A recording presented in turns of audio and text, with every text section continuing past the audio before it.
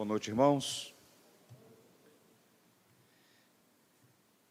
Louvamos a Deus pela oportunidade de estar mais uma vez juntos para refletir sobre assuntos tão pertinentes, diz respeito à história, tradição, herança, identidade batista, que pode ser realmente a reflexão, pode ser realmente muito útil para a nossa edificação e para a missão da igreja nos nossos dias. Antes de efetivamente começar a fala de hoje, eu queria, a pedido aí do pastor André, sugerir 3 leituras para vocês. São 3 livros pequenos, no que tange o volume, mas livros importantes.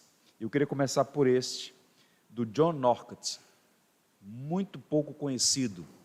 Ele foi um batista do século XVII, e essa obra é fonte primária para quem quer compreender. Ok. Obrigado, irmão. Para quem quer compreender o modo dos batistas, o entendimento dos batistas sobre o batismo, credobatismo. Então, esse livro foi escrito no século XVII. Só para os irmãos terem uma ideia de como esse livro foi importante, Charles Spurgeon fez várias edições desse livro no século XIX. E por variadas razões, não é? Até o presente momento, ninguém conhecia, e esse livro não tinha sido publicado ainda em nosso idioma. Aprove o Senhor nos abençoar nessa direção, de modo que o livro está agora acessível, uma boa tradução. Tem uma recomendação aqui do Dr. Tom Neros. E, ao final, no apêndice, tem um artigo do Fred Maloney, refutando 10 argumentos, refutando o pedobatismo. Então, é um livro que eu recomendo com entusiasmo, você que é um batista, que adotou aí o credobatismo como princípio bíblico. Esse outro, seguindo a ordem aqui, a linha do tempo, é do Benjamin Kitt, A Glória da Verdadeira Igreja. Esse texto é o primeiro tratado eclesiológico escrito por um batista. É também do século XVII.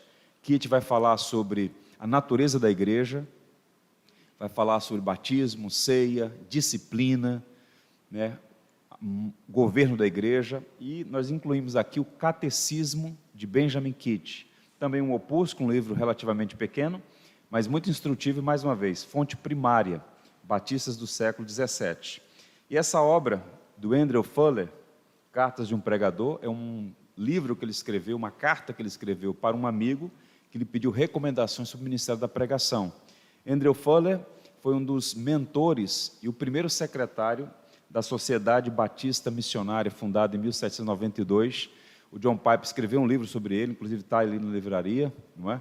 Piper tem uma fala interessante, ele disse assim: Fuller ficou em casa para salvar o mundo. Ele quem sustentou, né, por 21 anos, o trabalho missionário da primeira Sociedade Batista, e é um grande autor. Nós vamos publicar mais livros dele, então estão aqui 3 recomendações de fontes primárias aí, de 3 autores batistas.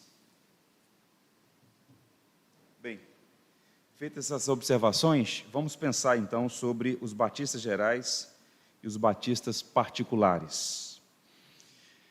Podemos fazer uma espécie de resumo do que nós vimos ontem? É muita informação, muito número, muito nome. Mas vamos tentar fazer um esforço nessa direção. Século XVI. Início do século XVI, o que está acontecendo na Europa? Um movimento que, para muitos estudiosos, é o maior acontecimento do milênio passado. A Reforma Protestante reconfigura a Europa. É um evento realmente de grande importância. E esse movimento ele está acontecendo simultaneamente em vários países. Tem um marco histórico na Alemanha, na Wittenberg de Martinho Lutero, mas está acontecendo em outros países, em maior e menor grau. E também chegou à Inglaterra. A Inglaterra, no século XVI, tem um rei, que assume o trono aos 26 anos de idade, é um rei católico até a medula, Henrique VIII. Ele recebe o título de defensor da fé, porque ele faz oposição e resistências às ideias reformistas, e está tudo indo muito bem, até que ele entra em conflito com a Igreja Romana por causa do seu interesse no divórcio. O fato é que ele emite um decreto, o Ato de Supremacia, 1534, e a partir daí a Igreja anglicana surge como uma igreja autônoma, juridicamente autônoma em relação a Roma, mas continua católica em suas teses, em sua prática litúrgica, tudo mais. Com a morte de Henrique VIII, assume o trono o seu filho, que foi criado, formado por tutores protestantes, Eduardo VI, mas, por um mistério da providência, ele vem a falecer muito jovem, mas o período curto de tempo que ele ocupou o trono, ele conseguiu, por meio de seus assessores, sobretudo o arcebispo da Cantuária, Thomas Cranmer, empreender muitas reformas na igreja anglicana. Pois bem, ele falece, assume a sua irmã, Maria Tudor, a Maria Sanguinária, e aí um processo de perseguição, fala-se de 2.000 aprisionamentos e mortes, né? Vários homens fogem, outros são presos e assassinados. Ela também vem a óbito, assume então Elizabeth e faz o acordo elisabetano, que é uma via média, uma igreja calvinista na sua teologia, mas erastiniana, católica, na sua liturgia e em outras práticas. É nesse bojo que o movimento puritano está surgindo.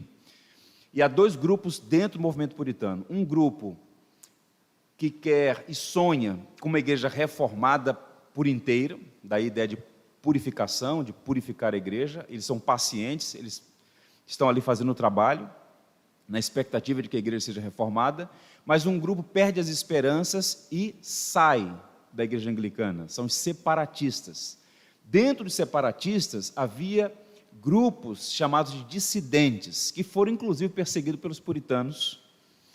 Dentre esses grupos, não é? Entre eles os Quakers, os Adventistas do Sétimo Dia, os Seekers, a Quinta Monarquia, havia entre esses grupos dissidentes os batistas.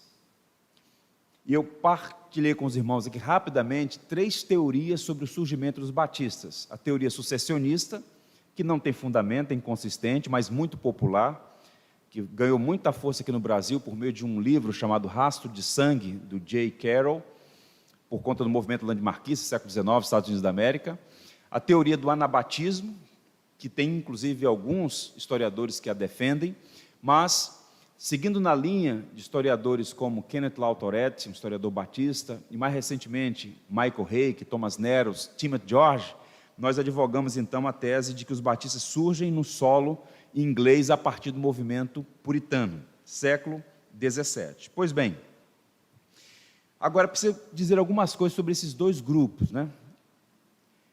Essa expressão batistas gerais, batistas particulares, essa nomenclatura, essa adjetivação, diz respeito à perspectiva soteriológica. Os batistas gerais, eles acreditavam, por isso eles são arminianos, que Cristo morreu por cada indivíduo, por todas as pessoas. E os batistas particulares, Cristo morreu pela igreja, pelos eleitos. Então, essa distinção é basicamente no que tange à extensão da obra expiatória de Cristo.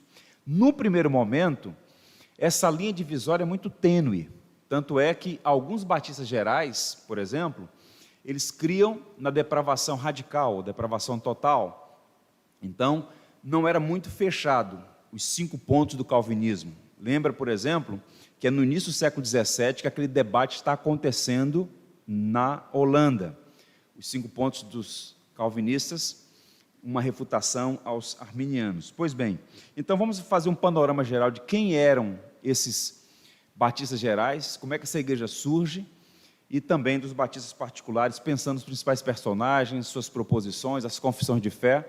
E no segundo momento, vamos pensar sobre 3 distintivos desses gigantes batistas e que fazem parte do DNA de uma legítima, de uma verdadeira igreja batista. Pois bem, há 2 nomes muito importantes nesse processo, John Smith e Thomas Harris. Desde o início do século XVII, foram as 2 personalidades que mais influenciaram os passos dos primeiros batistas. Ambos eram ingleses, ambos foram criados dentro do contexto da igreja anglicana, ok? Mas também fizeram parte daquele movimento de reforma. Eles também foram influenciados pelo puritanismo e ambos saíram da igreja anglicana. Naquele período de perseguição, eles então vão para Holanda, e ali surge esse primeiro movimento chamado batista. E aí eu quero começar por essa figura aí, que é o John Smith. Pois bem, quem é John Smith?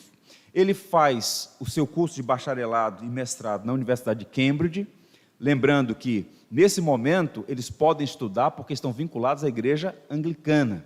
Muitos dissidentes separatistas não puderam estudar porque só podiam ter acesso às universidades quem estava conformado com a igreja estatal, com a igreja oficial. John Gill, por exemplo, não teve acesso. John Gill, um autodidata, estudou por conta própria, porque não teve acesso às grandes universidades inglesas. Mas no caso de John Smith, a gente está falando aí, final do século XVI, ele teve acesso à universidade e lá teve a sua formação. E Cambridge era um berço, uma espécie de útero do puritanismo. Muitos puritanos foram formados naquela complexa, ampla, grande universidade. Pois bem, ele então recebe influência dos puritanos, mas, diferente de alguns, ele então decide abandonar a igreja anglicana. E ele então foge com um grupo de irmãos, um grupo pequeno, de 40 e poucas pessoas, então ele vai para a Holanda. Nós estamos falando aí de 1607, então início do século XVII. Ele começa uma congregação na Inglaterra, por conta da perseguição, então ele vai com esse grupo para a Holanda, 1608.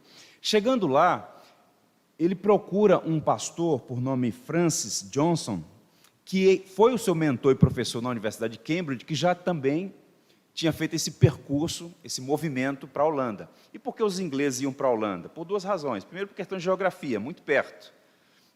E segundo, porque a Holanda, repito, era um país aberto, um país reformado, e estava surfando um crescimento econômico exponencial. Então, as pessoas iam por conta da liberdade e também das possibilidades de recomeçar a vida. Então, ele vai para a Holanda, para a cidade de Amsterdã, ele começa a congregar com uma congregação que lá já estava. Só que, de imediato, já surge um problema. Esses puritanos que foram com Francis Johnson para lá, eles tinham toda aquela teologia reformada calvinista, mas o John Smith já tinha algumas perspectivas, até por influências variadas, que entrou então em choque com aquela congregação. E ele escreveu um livro, talvez o primeiro, As Diferenças entre as Igrejas Separatistas. Uma das diferenças, vejam como isso é interessante, como estudar história é importante. Na igreja de Francis Johnson, havia apenas um pastor titular para aquela congregação. E o Smith defendia que houvesse uma pluralidade de presbíteros. Não sei porque ele estava, talvez, querendo já um espaço naquela igreja, mas o fato é que já entrou em conflito. Então, eles têm que deixar aquela congregação e eles passam a frequentar uma congregação menonita, que também era muito forte na Holanda. Smith escreve, em 1609, um livro chamado O Caráter da Besta. Esse livro está disponível, inclusive vamos publicar mais à frente uma série de documentos primários, fontes primárias, e esse texto, ele faz uma refutação do batismo infantil, o que era um choque para a época, e ele é convencido de que o batismo dele não tinha validade. O que é que ele faz então? Ele batiza a si mesmo. Aquilo é um choque para a congregação, não é? É uma invencionice, uma coisa realmente sem precedentes, e o Smith ele vai mostrar desde o primeiro momento que é um indivíduo inconstante e inconsistente em sua teologia. Nesse elemento da questão do batismo de crentes apenas, ele é consistente e esse passa a ser um distintivo batista. Mas em outros aspectos, ele vai demonstrar muita fraqueza. Ele é logo influenciado pelos menonitas, ele abandona a teologia reformada, né? E vai demonstrar algumas atitudes, inclusive documentadas, que vai levar, inclusive, a congregação a rejeitá-lo. E a congregação sai mais à frente com Thomas Elvis. Ele é criticado por um grupo chamado Outlands, essa prática de batizar a si mesmo, então ele é criticado, ele aceita a crítica, inclusive, ele passa a comungar ali com os menonitas. Nesse momento, já praticamente abandona o calvinismo e se torna um personagem muito controverso. Ele escreve uma confissão de fé com 20 artigos, e essa confissão ela é híbrida. Em que sentido? Ela tem alguns pontos que são interessantes do ponto de vista da ortodoxia, mas alguns artigos mostrar claramente que ele era um homem confuso e com uma teologia duvidosa. Para mostrar aos irmãos, alguns desses artigos do Smith. Olha só, sobre o batismo ele diz o seguinte: nós cremos com o coração e com a boca confessamos que o batismo é um sinal externo da remissão de pecados, de morte e ressurreição, e, portanto, não pertence aos infantes. Isso ele já havia dito no livro Caráter da Besta. E agora, com essa confissão pessoal, com esses 20 artigos, ele então declaradamente, publicamente, documentalmente, rompe com a prática normativa daqueles dias, o conceito de batismo infantil. Então, passa a ser uma prática dos batistas, que já estava presente também no movimento anabatista desde o século anterior. Agora, por algumas influências, ele se torna, em alguma medida, um pelagiano. Ele tem algumas atitudes, ele subscreve algumas doutrinas que são claramente pelagianas, isso está documentado. Por exemplo, nós cremos com o coração e com a boca confessamos que não há pecado original, nenhum pecado de origem ou descendência, mas todo pecado é real e voluntário, isto é, uma palavra, uma ação ou um plano contra a lei de Deus, e, portanto, infantes estão sem pecado. John Smith defendia, nesse momento da sua vida, que o homem nasce sem pecado. Isso é claramente uma doutrina pelagiana. Mais à frente, mais uma vez, ele vai mostrar que ele está confuso e ele apresenta uma doutrina da justificação híbrida, que é um pouco da teologia reformada, da qual ele herdou na Inglaterra, com perspectivas católicas. Ele confunde justificação com santificação. Deixa eu ler para vocês. Que a justificação do homem diante do tribunal divino, que é tanto o trâmite de justiça quanto da misericórdia, consiste parcialmente da imputação da justiça de Cristo, aprendida pela fé, e parcialmente da justiça inerente em sua própria santificação, pela operação do Espírito Santo, que é chamada de regeneração ou santificação, pois é justo aquele que pratica a justiça. Então, percebam, é um homem confuso. E por conta dessas práticas e dessas posições teológicas, o grupo, parte do substancial do grupo que ele levou para a Inglaterra, rompe com ele, e há um autor, um escritor norte-americano chamado Michael Thompson, ele vai dar uma informação muito curiosa, vejam isso. Smith, que morreria em 1612, antes de ser formalmente aceito pelos menonitas, foi excomungado por sua própria igreja por sua heresia anabatista. Então o pastor foi excluído pela membresia. Foi basicamente o que aconteceu. Então, a trajetória dele foi muito confusa, desse primeiro batista em solo holandês. Então, Thomas Helves, que não era pastor no primeiro momento, ele era membro da igreja, mas acaba assumindo a liderança, ao perceber essas posturas todas, ele então rompe com John Smith e com esse grupo volta para a Inglaterra. E aqui nós temos, sim, um grande batista, não é? O Thomas Helves, que é um homem de grandes valores e tem certamente deu muitas contribuições e é um personagem importante na tradição batista, em particular entre os batistas gerais. Então ele volta para a Inglaterra em 1611 e é curioso porque ele vai promover uma confissão de fé. Também era muito comum naquele tempo os pastores demonstrarem suas crenças por meio de confissões particulares. Escreviam as suas confissões. E o Helves também fez uma em 1611. Eu vou mostrar para mais à frente para vocês. Então, em 1612, ele volta para a Inglaterra. O grupo é muito pequeno, nós estamos falando de 10 pessoas apenas. E assim que ele volta para a Inglaterra, ele publica um livro, que também está disponível, ainda por enquanto apenas em inglês. Um livro chama-se Uma Breve Declaração do Mistério da Iniquidade. E ele, nesse livro, basicamente, ele faz duas coisas. Ele denuncia a tirania da monarquia absolutista, a ideia de que o rei tem a última palavra, aquele conceito de direito divino dos reis, e ele defende, ele é o primeiro autor em inglês a fazer esse tipo de defesa, ele defende a livre consciência. E é impressionante, porque no livro, é um livro curto, mas é um livro denso. Ele dedica a primeira parte do livro ao rei da Inglaterra, e ele vai dizer o seguinte, vou ler para vocês aqui em loco, olha só. Ouve, ó rei, e não despreze o conselho dos pobres, e deixa que suas queixas cheguem a ti. O rei é um homem mortal e não Deus. Portanto, não tem poder sobre as almas imortais de seus súditos para fazer leis e ordenanças para eles e para estabelecer senhores espirituais sobre eles. Nem pode o rei ser juiz entre Deus e o homem, que eles sejam hereges, turcos, judeus, ou seja o que for. Não cabe ao poder terreno puni-los na menor medida.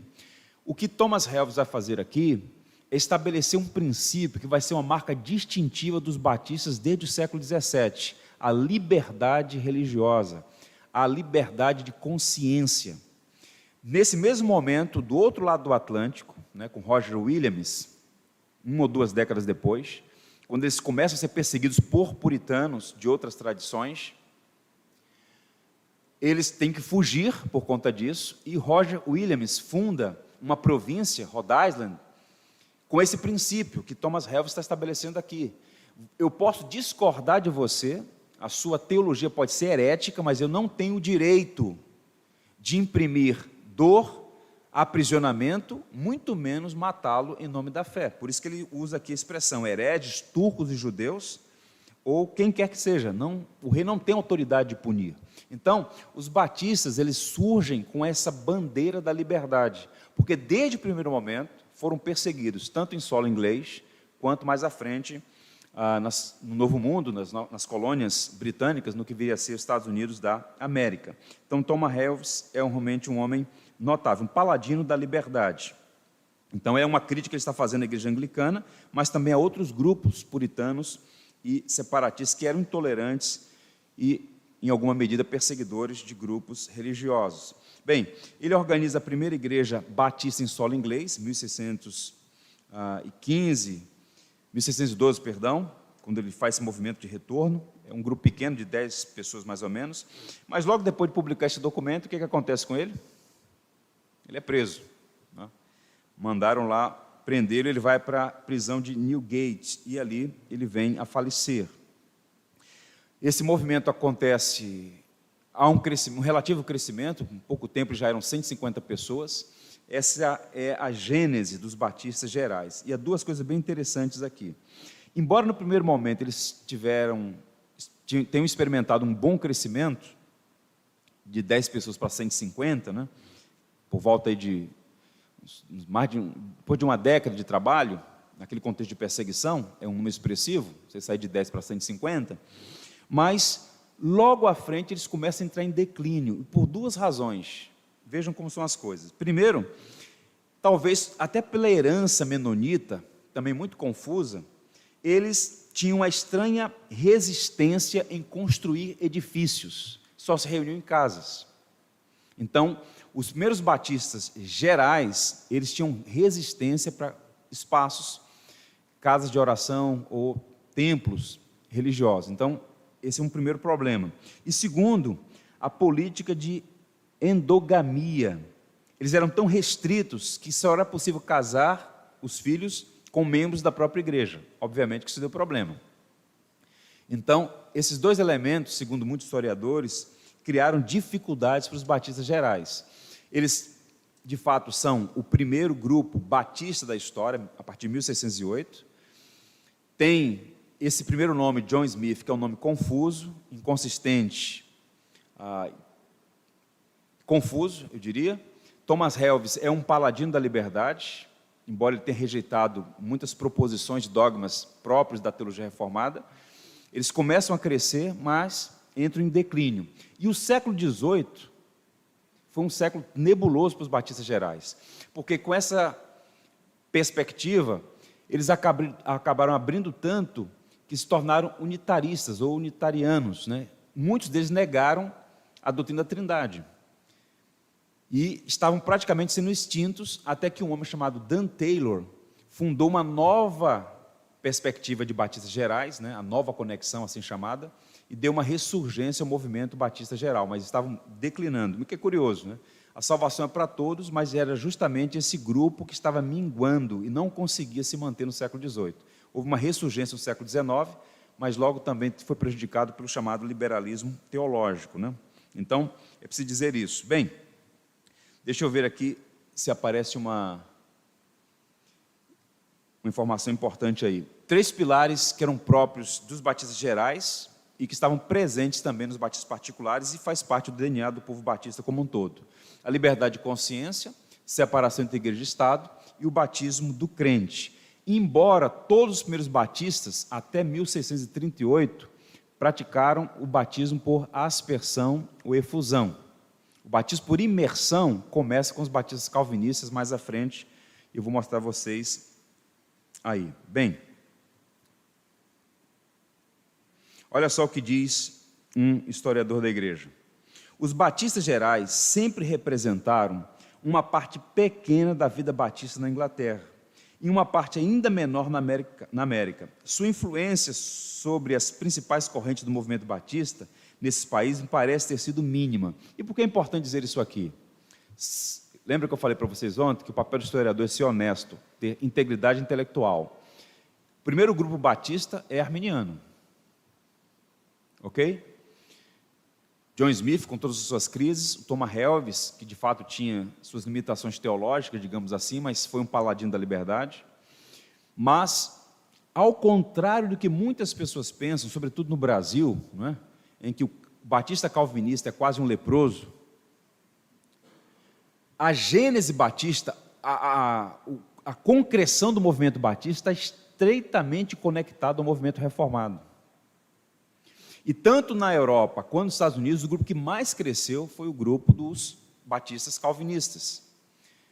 Houve, de fato, alguns retrocessos, tanto na Inglaterra quanto nos Estados Unidos, mas, historicamente, o grupo maior foi constituído de batistas reformados, aqui a época chamada de batistas particulares. É preciso dizer isso.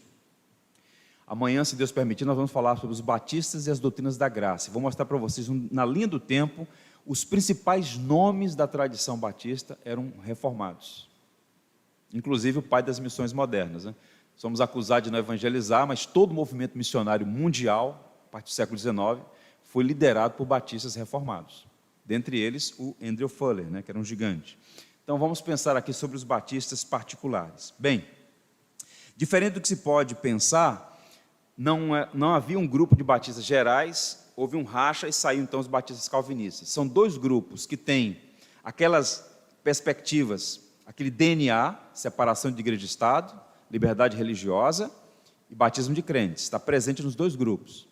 Mas os batistas particulares surgem em outro contexto, em outro momento, embora haja um parentesco, repito, com essas marcas distintivas, não há uma conexão orgânica. É um grupo completamente diferente. Isso tem a ver, a origem dos batistas particulares, com um puritano chamado Henry Jacob, que o Martin Lloyd Jones muito admirava. Está aí, olha o que o Lloyd Jones diz sobre ele. Até cerca de 1540, tínhamos aquele tipo original de puritano que era essencialmente anglicano e que, naturalmente, não era separatista. Ele está dentro da igreja anglicana, pretendendo reformar a igreja. Ok, não era separatista. Depois tínhamos o tipo de puritano presbiteriano, também não era separatista. Depois, exatamente no outro extremo, tínhamos os separatistas muito francos, claros e abertos.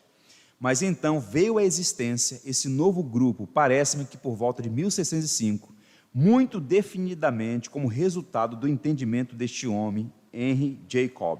Esse homem foi um gigante. Ele é chamado de o pai do congregacionalismo, a ideia de uma igreja onde a própria membresia pactuada estabelece o caminho pelo qual ela deve seguir, sem gerência estatal, sem gerência presbiteral, mas a congregação como um todo, Henry Jacob. Pois bem, e ele também fez esse movimento rumo à Holanda, escreveu sobre isso, depois ele até se retratou, mas ele é o pai desse modo de pensar. Em 1616 ele volta para a Inglaterra e ele funda a primeira igreja com essa perspectiva congregacional em solo inglês. Mais à frente ele decide ir para o Novo Mundo, para os Estados Unidos, né? O que seria os Estados Unidos, vai para lá, e assume no lugar dele um pastor chamado John Leromp, é o segundo pastor dessa igreja, e mais à frente um homem chamado Henry Jesse. E essa igreja, ela ficou conhecida como JLJ, o nome dos 3 pastores primeiros. todos eles com essa perspectiva, puritanos, calvinistas, congregacionais no forma de governo, mas ainda batizando infantes e batizando por aspersão. Lá estavam. E é nessa igreja que vai surgir, é o terceiro pastor, esse indivíduo chamado Henry Jesse, está aí uma fotinha dele aí, ele que vai dar concreção a essa mudança naquela igreja, a partir da qual vai surgir os batistas particulares. Lloyd Jones diz assim: Jesse se convenceu de que devia tornar-se batista. Não obstante, a princípio ele não foi batizado. Contudo, dentro de muito pouco tempo, ele foi rebatizado, mas continuou sendo pastor daquela igreja congregacional. Finalmente, alguns dos batistas mais zelosos foram se formar uma igreja deles próprios, uma igreja batista independente, separada. E não foi uma ruptura, eles comungavam, eles eram irmãos, foi uma saída pacífica. Então o Henry Jesse, que é o terceiro pastor daquela igreja congregacional, ele é convencido de que o batismo adequado é o batismo de uma pessoa que pode professar a fé. E como ele foi batizado, como todos à época, na infância, ele então faz um movimento perigoso à época, uma subversão. Ele se submete ao batismo, já adulto, já pastor da igreja.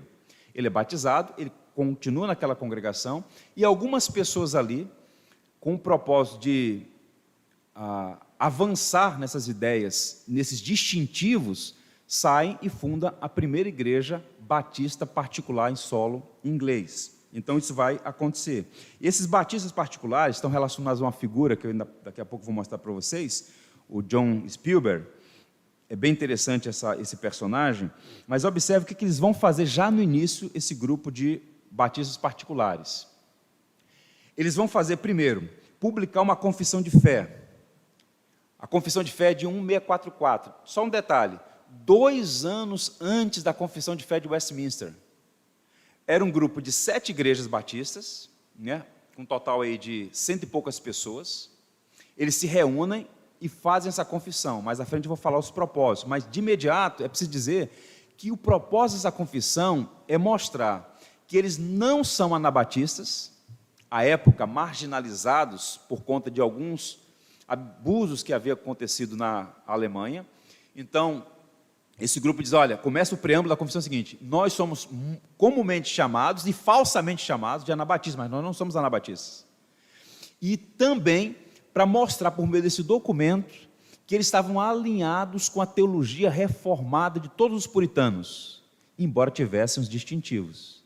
O que é muito comum hoje. O batista reformado é alguém que na soteriologia, por exemplo, ele está alinhado com outras tradições reformadas, mas os distintivos nós não abrimos mão, dentre os quais membresia regenerada, que é o conceito de batismo de crente, e o modelo congregacional de governo da igreja.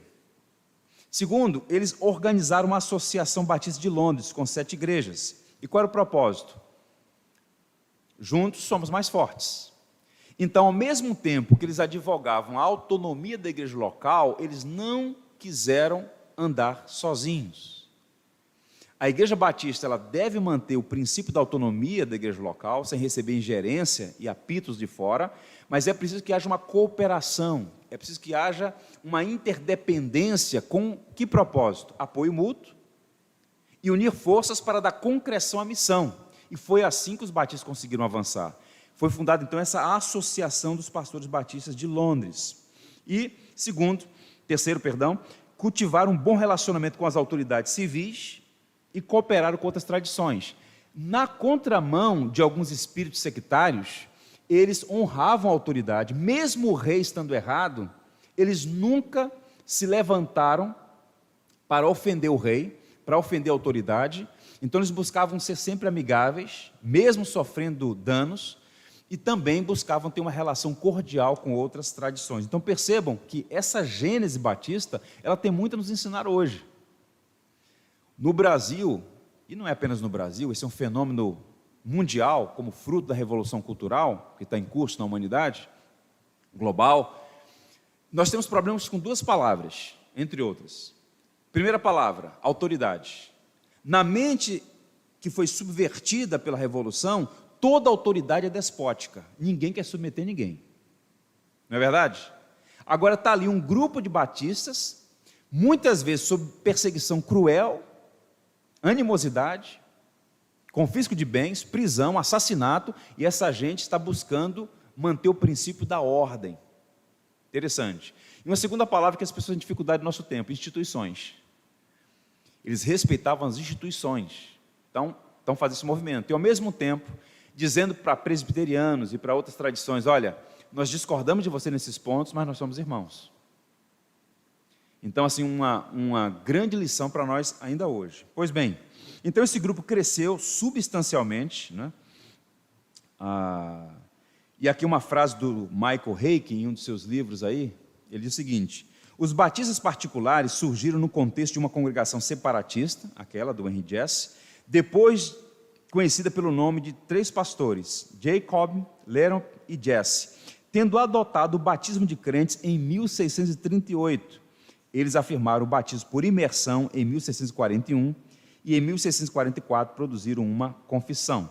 Então percebam aqui as datas. Lembra que eu falei para você daquele tripé? Como é que a gente trabalha aqui? Você tem os fatos, os documentos e os testemunhos. Então, documentalmente está aqui as informações. Esse grupo nasce em 1638, adota o batismo por imersão em 1641 e em 1644 eles elaboram essa primeira confissão de fé dos batistas particulares. Nós não temos nenhuma imagem do John Spielberg, infelizmente John Knox também não temos, mas esse homem foi um indivíduo notável. Ele era uma pessoa que muito provavelmente era membro daquela igreja. Como uma boa parte dos pastores naquele momento não tiveram formação acadêmica, né, não foram para um seminário, eles tinham dom, e a igreja reconheceu o dom, e eles começaram a liderar. E John Spielberg foi esse pastor que fundou, digamos assim, organizou a primeira igreja batista particular em Londres, e ele era, como toda aquela congregação, calvinista. Eles abraçaram o calvinismo, a teologia reformada. Só para vocês terem uma ideia como esse grupo cresceu, eles já eram 350 pessoas, um grupo grande, expressivo, e avançou bastante esse grupo de batistas particulares. E como expressão da teologia de Spielberg e de outros pastores batistas de Londres, essa primeira confissão de fé, ela é claramente uma confissão reformada. Certamente que eles não escreveram a partir do nada, eles receberam outras influências, mas o documento é um documento incontestavelmente calvinista. Essa é a gênese dos batistas particulares. Nesse movimento de crescimento de igreja, ela começa a crescer exponencialmente, mesmo debaixo de perseguição. Uma coisa curiosa é que, lembra daqueles números, são muitas informações, mas tenta pensar nesse quadro geral. Charles I, ele entra em conflito com o parlamento é puritano, / presbiteriano. Há uma guerra civil, ele é condenado e executado. Por um período, a Inglaterra é uma república, sob o protetorado de Oliver Cromwell. Cromwell tinha no seu parlamento, no seu exército, batistas. Ele era amigo de muitos batistas. Naquele período, houve uma relativa paz e os batistas cresceram exponencialmente. Quando surge a restauração da monarquia com Charles II, aí a coisa complica mais uma vez, mas os batistas estão consolidados em toda a Inglaterra. O número cresceu substancialmente. Não era apenas 7 igrejas em Londres, estava espalhada em toda a Inglaterra, depois da restauração. E quando houve a Revolução Gloriosa, 1688, aí então, com esse edito de tolerância, que eles têm total liberdade, começam a crescer e se tornam uma potência nas Ilhas Britânicas, né? Basta observar, em 1688 eles publicam a segunda confissão de fé e continuam avançando e eclode grande movimento missionário no século XIX. À medida que as igrejas estão crescendo, surgem novos líderes. E aí nós temos um trio aí que é extraordinário. As imagens deles na internet eram assim, muito complicadas. Eu falei assim, vamos dar uma moral, vamos dar uma arrumada aí, vamos botar um Photoshop. Aí nós contratamos um profissional, demos uma moral para eles aí, ficaram elegantes, né? Então nós temos aí o Henry Knollys, na sequência aí, é o primeiro batista com doutorado na história. Ele estudou em Cambridge, né? Então, ele, como todos os outros, era um anglicano, que depois enamorou-se da teologia reformada por meio do movimento puritano e se torna um separatista e, por fim, um batista, né? E ele viveu muito, ele viveu até 93 anos, o que à época era um fenômeno, né? E ele entrou em algumas controvérsias com os chamados pentecostais da época, né, que era um grupo chamado Seekers, que queriam ter experiências místicas desassociadas das Escrituras. Então ele escreveu contra esse grupo, entrou em algumas controvérsias com eles, e ele escreveu um sermão muito conhecido, Cristo Exaltado. Você vê nessa teologia do sermão dele, claramente uma perspectiva cristocêntrica, alguém preocupado em exaltar a pessoa e a obra de Cristo. Foi um homem notável, o Knowles. Um segundo nome aí é o Benjamin Kitt. Ele foi somente o maior teólogo batista do século XVII. E aqui uma coisa curiosa. Primeiro, ele era um batista arminiano. Se converteu, se tornou um batista calvinista.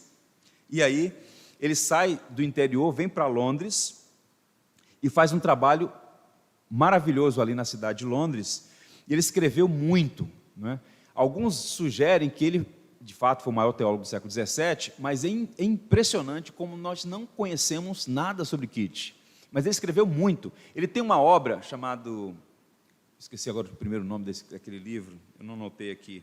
Seria uma espécie de revelação dos mistérios nas parábolas, em que ele comenta todas as parábolas de Cristo. É um livro fantástico, esse livro do Benjamin Kitt. Ele escreveu sobre muitas coisas, um teólogo muito capaz. E ele ajudou muitas igrejas, porque ele acabava sendo assim um mentor das igrejas. Então, aquele tratado que eu mostrei para vocês sobre eclesiologia, ele escreveu um catecismo, ele estava sendo não apenas um pastor para a igreja local, mas uma espécie de referência para as igrejas batistas particulares naquele período.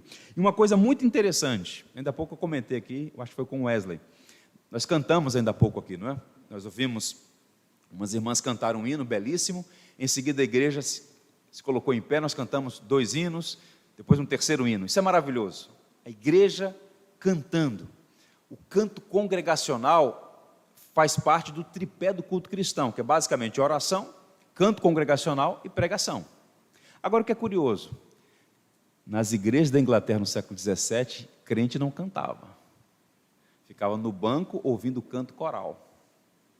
É Benjamin Kitt o pai da inódia do canto congregacional. Uma dívida que os crentes têm com os batistas, não é? Ele falou, não, a igreja tem que cantar. Isso está presente no Antigo Testamento, está presente no Novo Testamento. Então ele começou a ensaiar, teve que aprovar na Assembleia como bom batista, né? Os favoráveis a cantar na igreja, levantam a mão. Os favoráveis, por favor, saiam daqui. Então, os contrários saiam daqui.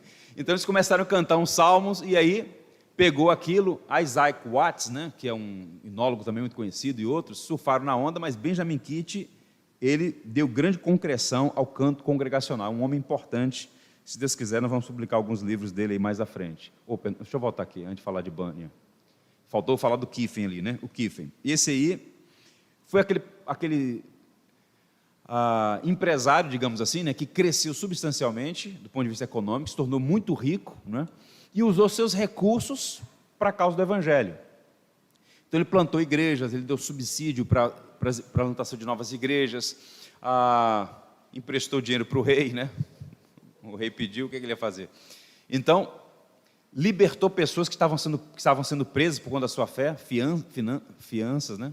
Inclusive, nesse livro é dito lá, 12 pastores batistas gerais iam ser enforcados. Ele apelou às autoridades, falou assim, eu pago pela soltura deles. Ele pagou. Então, o Kiffen é um homem impressionante.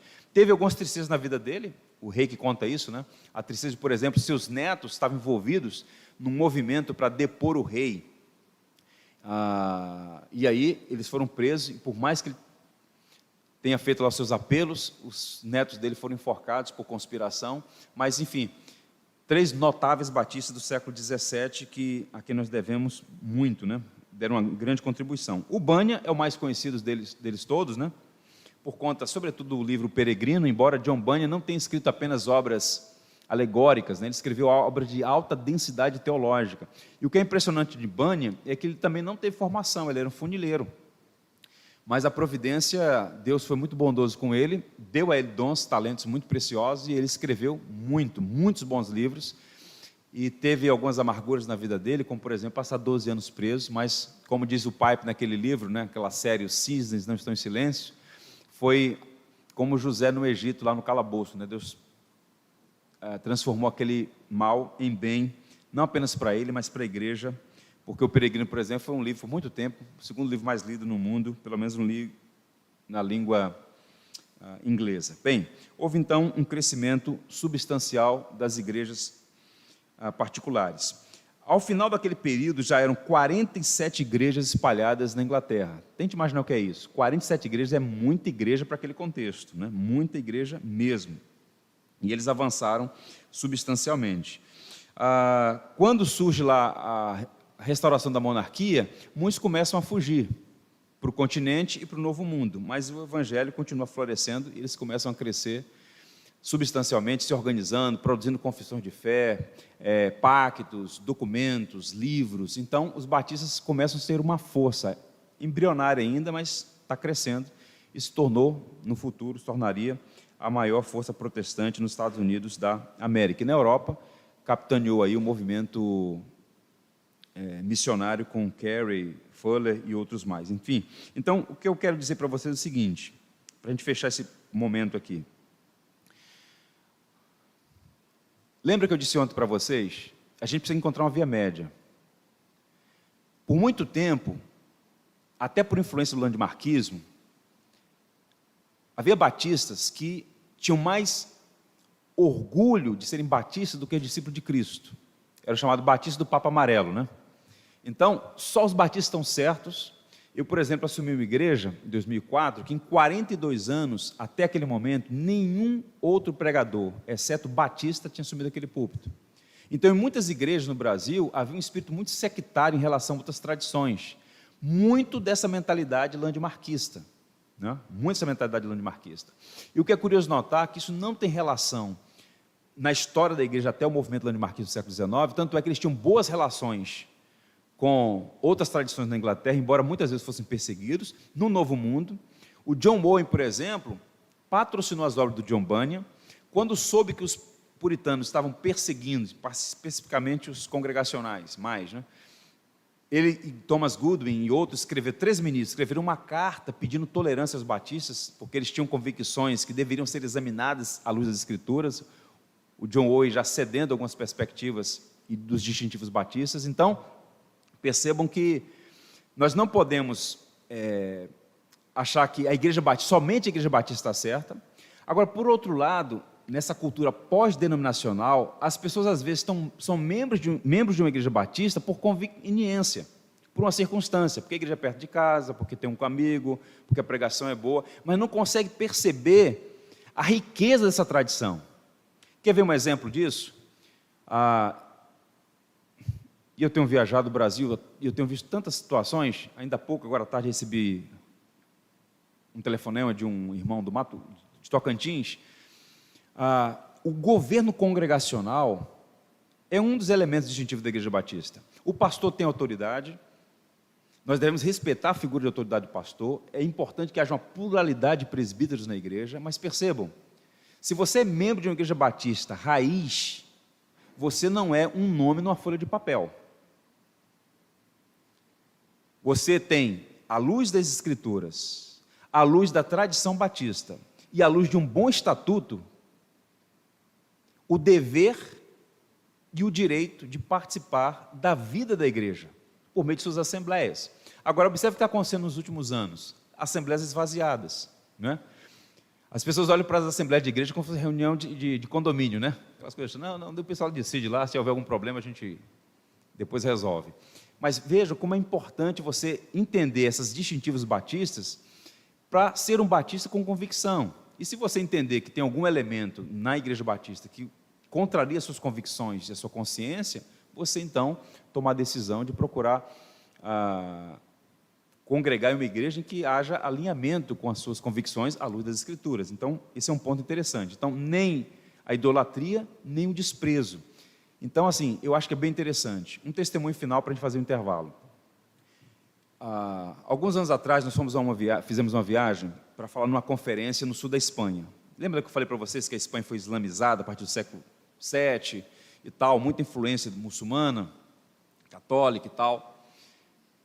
E nós fomos fazer uma conferência no sul da Espanha, na região de Granada, onde tem o complexo de Alhambra, é um negócio extraordinário, os palácios dos reis mouros, né? Inclusive o palácio de Carlos V, que foi imperador. Enfim, fizemos uma conferência em Granada e fomos a Córdoba, a histórica cidade de Córdoba, onde a rainha Isabel e o rei Fernando Aragão concedeu as cartas a Cristóvão Colombo e patrocinou as viagens de descobrimento. Chegando lá, já por contatos, né, que a gente tinha e tal, conhecemos a primeira igreja batista de Córdoba, a maior igreja do sul da Espanha. Vocês têm ideia de quantos membros tem a igreja? 250 membros, no coração de Córdoba, no centro da cidade. E aí eles prepararam uma mesa para a gente, um café e tal. O pastor é um excelente pregador, chamado Israel Sanz, fantástico pregador. E aí eles nos receberam ali e tal. E o pai dele, um ancião, falou: olha, como nós estamos felizes em receber vocês aqui. Aí sentou à mesa, começou a conversar e tal, e contando das histórias, das perseguições, dos apedrejamentos, de jogar literalmente pedra nas paredes da igreja, de olhar para o batista, o evangélico, de cima para baixo, como cidadão de segunda categoria, e falar: hoje nós estamos numa situação muito confortável, por conta da questão dos direitos, né, da chamada tolerância e tal, mas ele viveu aquela geração antiga, com aquele catolicismo tridentino, muita perseguição, e ele estava ali nos recebendo na igreja com muita alegria, porque ele, nas palavras dele, como é bom receber irmãos da mesma fé e ordem. Então, isso é interessante, porque essa comunidade batista global, você vai no Sri Lanka, você tem gente, você vai para Israel, primeira igreja batista de Jerusalém, lá está. Você vai a Cuba, como eu fui algumas vezes, nas igrejas batistas de Cuba, igreja florescente, crescendo cada vez mais. Então, essa grande comunidade que surgiu aqui, ó, nesse solo inglês, perseguida, maltratada, vilipendiada, muita gente derramou suor, sangue, lágrimas, por conta desses distintivos. E hoje, por vezes, né, por conta de uma frouxidão moral, por conta de entendimento e outras coisas mais, nós não valorizamos essa tradição. Então, estou dizendo isso para os irmãos como um coração, como um pastor. Não podemos nem divinizar, idolatrar isso, não é? Nós somos um só rebanho, um só pastor, debaixo da autoridade de um só pastor, que é Cristo, mas, ao mesmo tempo, honrar a memória desses homens. Então, quando eu estou cantando aqui, por exemplo, eu falo: Senhor, eu quero te louvar pela vida daqueles que lutaram contra uma perspectiva hegemônica que queria proibir o crente de cantar no culto. Você está me entendendo? E impor, por exemplo, o batismo de uma criança que não tem nenhum entendimento. Então, foi de fato uma revolução, no bom sentido da palavra, o que esses primeiros batistas fizeram. E isso lhes custou muito, era mais conveniente batizar a criança. Não, já não tem valor, batiza mesmo para ficar aqui tranquilo. Mas eles se recusaram com muito prejuízo, porque não podiam violar a consciência, porque eles sabiam que, à luz das Escrituras, a Bíblia fala claramente: quem crê e for batizado será salvo. Portanto, fica aqui a nossa palavra pastoral. Conheçam, estudem, aprofundem o entendimento e valorizem esta rica herança teológica dos batistas, para que Cristo seja glorificado em nós e através de nós. Nós vamos fazer um intervalo e, na volta, nós vamos pensar sobre esses 3 elementos aqui: a confissão da ortodoxia clássica, a pregação do evangelho da graça e a defesa do batismo de crente, como 3 distintivos dos batistas. Ok? Vamos fazer um intervalo, pastor.